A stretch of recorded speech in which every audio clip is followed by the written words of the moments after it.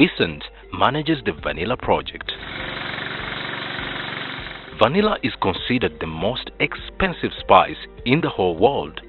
Its flowers last for just a day, and thus many farmers fear to take the risk, as it's generally believed that vanilla growing is labor intensive. We are here to demystify this fact from the two gentlemen who have made millions of money from a crop they treasure, vanilla. For the time Senyomo has had vanilla on this land, he has no regrets as he takes us through his experience. We are growing it with my son, Goy Godfrey, and the other son, Tambazi, Joseph Church, and my wife. Vanilla is not easy somehow, it is difficult. So, as you see, this vanilla, it is about 10 years back we started. But as we have tried to do this project long ago, we have already tried to, because it has already become easy.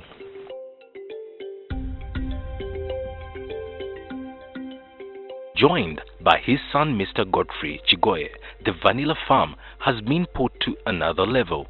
A trained agriculturalist and one of the owners and manager of Katende Harambe in Namugongo, Kampala, he has the roots from Kalisizo. He is not at this training center by mistake.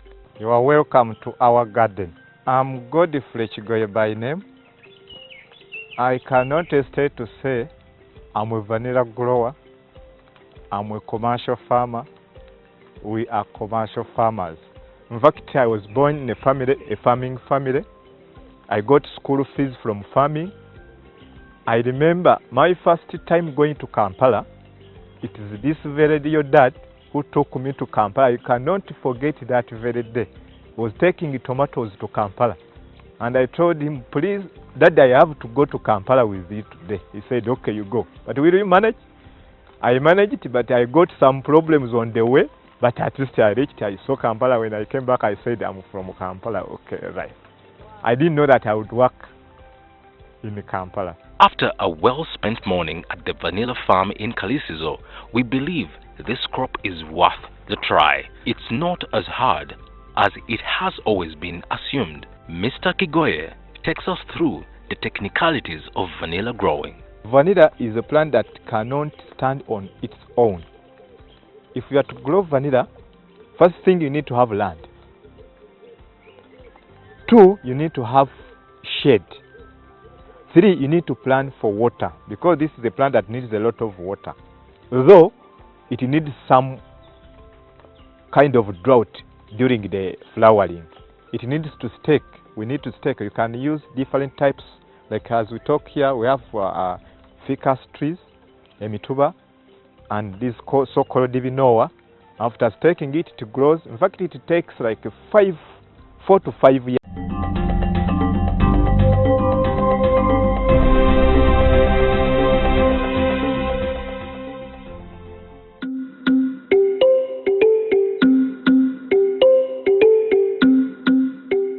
Let's talk soils now. As much as we know that a big percentage of Ugandan soils are good for agriculture, from an expert point of view, which soil is best for vanilla growing? It needs loam soil, I can say. It needs fertile soils. When we talk of north, some parts like a Guru, they have fertile soil still, but they have sand loam soil. A type of soil that when water comes, it drains very fast. If you find your soil is good, it has fertile soil, provide the shade and harvest water, it can perform. So now, this one you see, it is a trench. It's called a buffer zone. So we did not want our nutrients to go away. So whatever is eroded from here, we just come here. And also we did not, these are nitrogen fixing plants, the coriander I told you. But still, we don't want their roots to come and feed from the nutrients we put in vanilla, the manure we put in vanilla. So that's why we put this buffer. In fact, it's advised where you find that your garden across there is a eucalyptus forest. Dig this so that the roots cannot come to your garden and feed from the nutrients you have there. That's why we dig this all over. This garden is seated on 3 acres of land. How do you ensure the security of this place, most especially during the harvesting period? If you are targeting 2 million, what's wrong for you to hire a gunman that you can give 300,000 per month for 3 months to come and you save your vanilla? We have put a live fence of coriander. Then in the coriander inside there, we did put in barbed wire. You come not knowing that there is, oh, I can pass via here. You find there is a block on a live live fence. We call this a live fence made of coriander. Then when we are to feed our cows, we just cut this, we feed. So at least it is trimmed on this level about 4 feet so that we don't go beyond down. Before you venture into any business, it's crucial to do thorough market research. Godfrey gives us some details about the vanilla market. The market is there. Sekalala came first as the first vanilla buyer. Up to now, still in the business. Other people have come on board, about 7. They are on board. In fact, when you are in this business, you even know other people you didn't know. Because vanilla is not everywhere. So this is a vanilla now coming to a vanilla corridor. And we have just formed an organization, NGO, called the Rwankoni Vanilla Association. Our target is to process this vanilla. I'm doing a research and I'm with private sector to look at this. How can they help me to get somebody who can train my people that are doing value addition? So that instead of looking at selling the fingers and get 200, let me look at getting 400 when it's processed. And the processing, by the way, it's a simple thing. But what it needs is just the resources it needs. Godfrey explains the lifespan of vanilla plus transplanting. Then as you castrated, the one that went up, it will go down and then it grows, then it comes back. We are going to show you how we do it. We do that. So there you see my dad is just trying to remove the vein that is ready for burying. Although it is not so ready, but we can use it as an example. So you need to bury it, at least you make sure that it's 3 feet. If you rate it down and you find that it can move a distance of 3 feet on the ground, that is ready then. Then in fact, we need to make sure that you are careful, you don't cut other veins you did bury. And you don't bury it very, very far. So sometimes we can remove the leaves. We remove the leaves so that it cannot decompose from there, and even they decompose the vein itself also.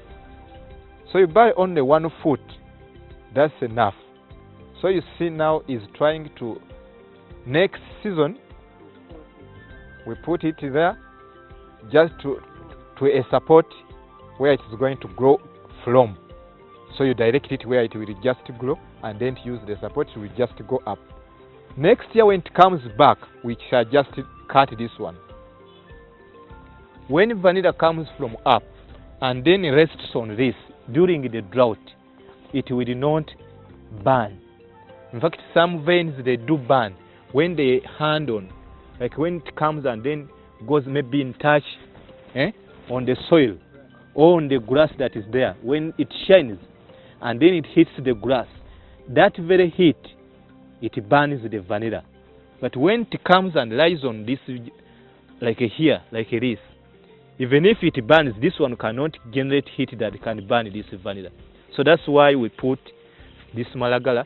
If we are to plant, we just get like now this one.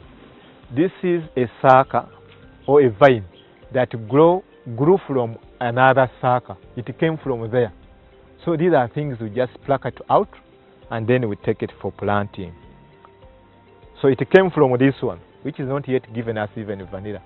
So we just get it out and then we take it and plant it.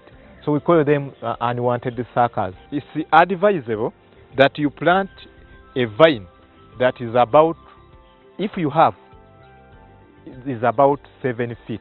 When you plant it, you can have a piece that you can put on the stake, the one that stakes it. You bury about 3 feet down. The more nodes, when you are just starting vanilla, the more nodes you plant in the soil, the more it can bring more roots, and then it grows very fast. These are what we sell. These are fingers we sell. In June, we are going to harvest this.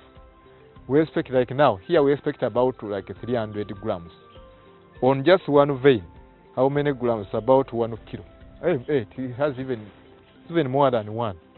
So you see, so viewers out there is money, a lot of money.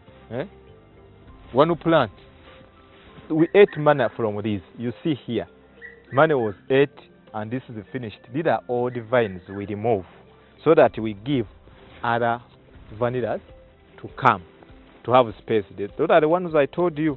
Maybe this is the first vanillas we planted. We ate from them, so we are giving space for new others to come in on board. It can go to 50 years, depending on how you manage it. There are cases when you find that you are pollinating vanilla during the rainy season. This vanilla can survive without any part that is growing at the soil there, or a soil medium, because for it can even base on the roots they put on this kind of stake, and they survive during the drought, during the rainy season. So it can even give you flowers, like this one has just given you flowers. But now, when the drought comes, all these flowers you have just pollinated here will just dry off, because during the drought, water will just lessen inside here, and then it will just have nowhere to feed on, so they will die off.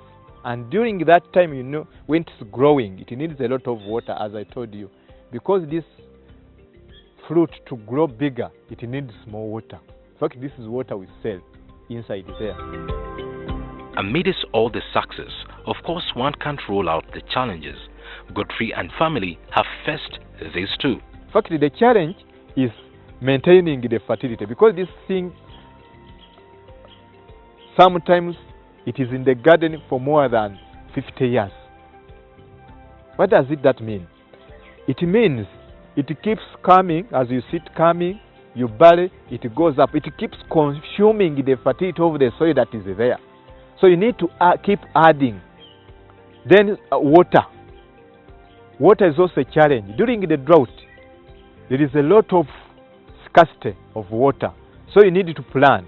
One also has got to take precautions when growing vanilla commercially. If you are growing vanilla, don't allow so many people, these so-called visitors, coming in to see your vanilla.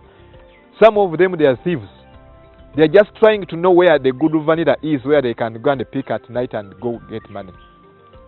Tell them, what do you want? You want to see vanilla. Can you see from a distance, so that they cannot spot where there is good vanillas? In Uganda, employment is one of the major challenges the government is facing, especially a youthful population of about 70%. How does Godfrey advise the youth?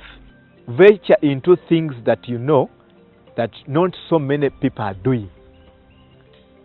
Not so many people are doing vanilla.